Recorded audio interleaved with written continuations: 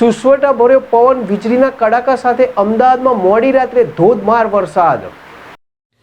અમદાવાદમાં મોડી રાત્રે અચાનક ધોધમાર વરસાદ શરૂ થયો, જેના કારણે શહેરના ઘણા વિસ્તારોમાં રસ્તાઓ પાણી થયા. હવામાન વિભાગે ગુજરાતમાં આગામી 3 દિવસ ભારે વરસાદની આગાહી કરી છે. અમદાવાદમાં બુધવાર બાદની મોડી રાત્રે એકાએક ધોધમાર વરસાદની શરૂઆત થઈ. શહેરના સેટેલાઇટ સહિતના વિસ્તારોમાં રાત્રે 2:30 વાગે વરસાદ ખાબકતા રસ્તા ઉપર પાણી ફરી વળ્યા હતા. આ વરસાદથી વાતાવરણમાં ઠંડક પ્રસરી ગઈ છે અને લોકોને બફારાથી રાહત મળી ઠંડકનો અહેસાસ થયો છે.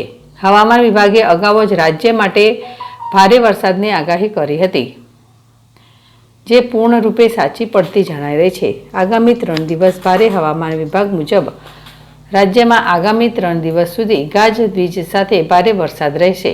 ખાસ કરીને દક્ષિણ ગુજરાત અને સૌરાષ્ટ્રમાં આગામી 24 કલાકમાં અતિ ભારે વરસાદ વરસી શકે છે.